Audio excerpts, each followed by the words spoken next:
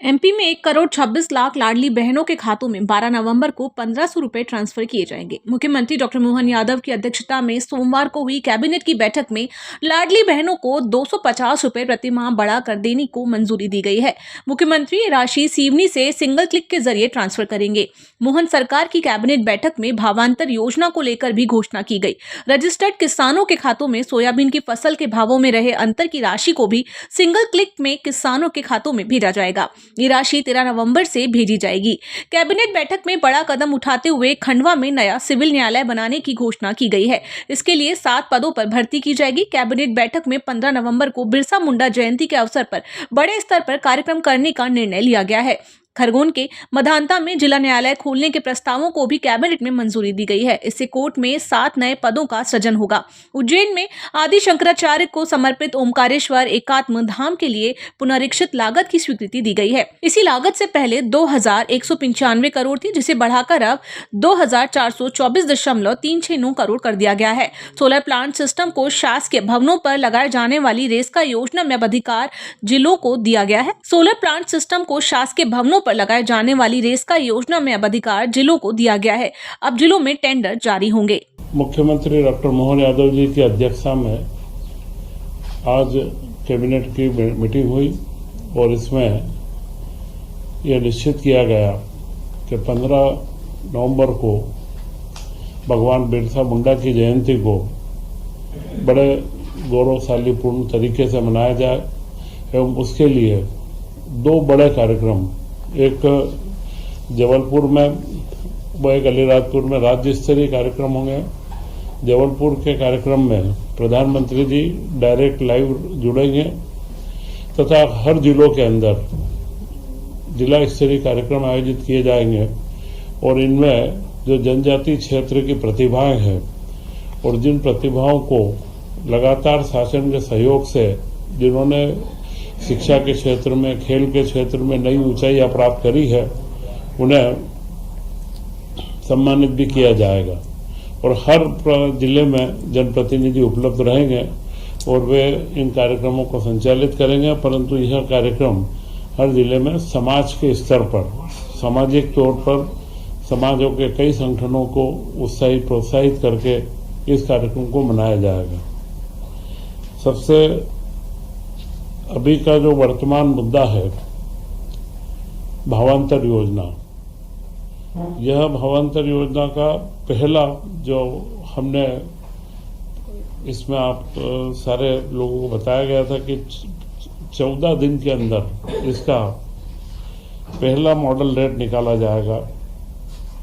तो सोयाबीन के अंदर यह योजना मुझे लगता है कि देश के अंदर मध्य प्रदेश में ही सबसे सफल रूप से लागू हो पाई है, क्योंकि जो पहला भावांतर का रेट निकला है वह रेट 4,036 रुपये का निकला था और उसके बाद अब प्रतिदिन हम भाव निकाल रहे हैं। 24/11 से 7/11 का 4,020 था और आज का 4,036 है। और मुझे आपको बताते हुए बड़ी प्रसन्नता है कि अगले 13 तारीख के दिन मुख्यमंत्री जी के द्वारा देवास से करीब 1,32,000 किसानों को 300 करोड़ का भुगतान, भावांतर का जो करीब 1,300 रुपये के आसपास क्विंटल पर आएगा, यह भुगतान सीधे उनके बैंक खातों में किया जाएगा। 1,60,000 किसानों ने करीब 2,70,000 टन का सोयाबीन विक्रय करा है। अब जो प्रतिदिन रेट आएगा, रोज का रेट जारी होता जाएगा, मंडी को मालूम रहेगा और यह इतनी पारदर्शी योजना और इतने सफल तरीके से पूरी खरीदी का मॉडल, खरीदी से लेकर के किसानों को जो लाभ मिल रहा है, पूरे लाभ के साथ में मुझे लगता है मध्य प्रदेश ने इसमें भावांतर योजना में देश में एक अपनी बहुत ऊंचाइयां प्राप्त करी है। और इसका जो सिंगल क्लिक से जो भुगतान किया जाएगा, यह भी संभवतया इतना जल्दी, पूर्व में भी जो खेतों का नुकसान हुआ था, फसल का मुआवजा सारे जिलों के अंदर आकलन करके फसल के बाजार में आने से पहले ही उनको दे दिया गया है। तो यह मध्य प्रदेश सरकार की, हमारे मुख्यमंत्री डॉक्टर मोहन यादव जी की बहुत बड़ी उपलब्धि है। वर्तमान में बिजली के बिल की एक समाधान योजना भी चल रही है, जो 18% का सरचार्ज है। उस योजना में हमारा सभी किसानों से व घरेलू उपभोक्ताओं से अनुरोध भी है कि वे अपने बिलों को 30 दिसंबर तक करके और अपने बिलों में जो सरचार्ज और जो विसंगतियां उनको दूर करवा लें। इसी के साथ में आज मंत्रिपरिषद ने कई महत्वपूर्ण निर्णय और लिए हैं। उन निर्णय में सबसे पहला जो निर्णय था वह है मानधाता जिले के अंदर खंडवा में एक सिविल न्यायालय की स्थापना करना। खंडवा के अंदर यह जो 7 नवीन पदों का सृजन हुआ है और मानधाता क्षेत्र के अंदर ये पहला न्यायालय रहेगा, जिससे उस क्षेत्र के सभी नागरिकों को काफी उसका लाभ मिलने की संभावना है। इसी के साथ में ओकारेश्वर में जो एकात्म धाम परियोजना हमारी चल रही है, उसके टेंडर हमें प्राप्त हो चुके हैं, परंतु आचार्य शंकर संग्रहालय, अद्वैत लोक निर्माण और इसके साथ में जुड़ी हुई जो सारी प्रवृत्तियां हैं और इसी के साथ 108 फीट की शंकर की जो बड़ी धातु की प्रतिमा है वह भी बन करके तैयार होने पर आ चुकी है। तो इसका जो टेंडर का रिवाइज रेट आया था, तो इसमें करीब पूर्व में 2025 में इसमें 2200 करोड़ 2195 करोड़ रुपए की स्वीकृति जारी हुई थी। उसकी पुनर्निरीक्षित लागत 2424 करोड़ रुपए, करीब 228 करोड़ रुपए अतिरिक्त इसमें स्वीकृत की गई है, क्योंकि यह अद्वैत संग्रहालय शंकर के साहित्य और शंकर के ऊपर जो शोध करने वाले, और यह अपने आप में एक सबसे महत्वपूर्ण संस्थान जो लंबे समय से हम देख रहे हैं देश के आज़ादी के बाद से इस तरीके के हमारे आध्यात्मिक धरोहर को सहेजने का इससे बड़ा कोई कार्यक्रम नहीं चला है। तो इसकी एक राशि स्वीकृत की गई है। और इसी क्रम में मुख्यमंत्री जी बार बार घोषणा करते रहे और उन्होंने भाई दूज के दिन अपनी बहनों को तोहफा दिया था कि अगले माह से लाडली बहना योजना का जो 1250 रुपये प्रति माह मिल रहा है, उसमें 250 रुपये बढ़ाया जाएगा और 1500 रुपये प्रति माह कर दिया जाएगा। आज मंत्रिपरिषद ने यह निर्णय कर लिया है कि अब लाडली बहना को 1500 रुपये प्रति माह दिया जाएगा। 1,26,00,000 के आसपास लाडली बहनाएं हैं और उनको हम लगातार जब से योजना मार्च 2023 से प्रारंभ हुई है, अभी तक करीब 44,000 करोड़ रुपया इसमें दिया जा चुका है और इस वर्ष में करीब 20,450 करोड़ रुपए का इसमें व्यय पूरा होगा।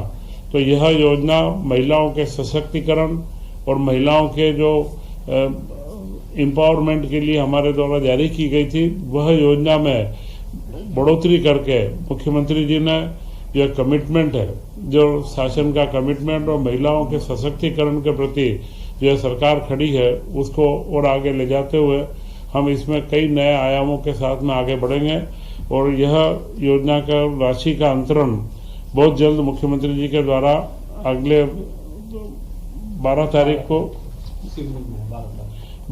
को सिवनी के अंदर सिंगल क्लिक से 1500 रुपये प्रति माह का अंतरण किया जाएगा। इसी के साथ में महत्वपूर्ण योजना रेस्को योजना, जो सोलर सिस्टम को शासकीय भवनों के ऊपर लगाई जाती है, इसमें शासन की कोई राशि नहीं लग रही है। पूर्णतया यह टेंडर बेस है, निजी पीपीपी मॉडल पर आधारित है और हर शासकीय भवन के ऊपर हमारा प्रयास है कि हम इस सोलर योजना को आगे बढ़ाएं। उसके लिए अभी जिलों में अधिकार दिया गया है कि जिले के टेंडर होंगे और 20 किलोवाट से ऊपर की सारी योजनाओं के ग्रामीण और शहरी मिलाकर के एक जिले का टेंडर किया जाएगा और उस पार्टी को वहां पर जो रेट आएगा उसके ऊपर उसको काम दिया जाएगा।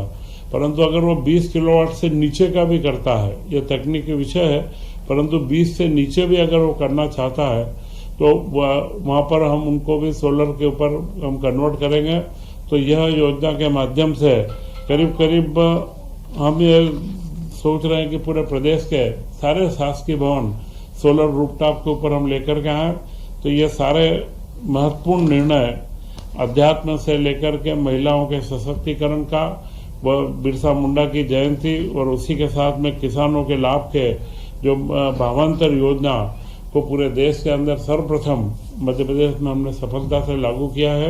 आज की कैबिनेट में इन सारे निर्णयों को लिया गया और मुख्यमंत्री डॉक्टर मोहन यादव जी, क्योंकि कल मंगलवार को कैबिनेट होना थी, परंतु आज सोमवार को कल उन्हें केवड़िया में वल्लभ भाई पटेल की यूनिटी पर हमारे मध्य प्रदेश के 75 कलाकार वहां जा रहे हैं, तो उन्होंने वहां पर कल जाने का था, तो कैबिनेट आज हुई है।